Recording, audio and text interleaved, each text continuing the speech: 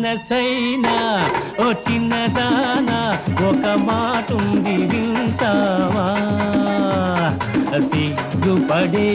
ఓ చిలకమ్మ కంది చేనుండి పోదామా మనసైనా ఓ చిన్నదానా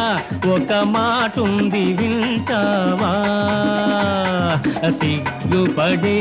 ఓ చిలకమ్మ కంది చేనుంది పోదామా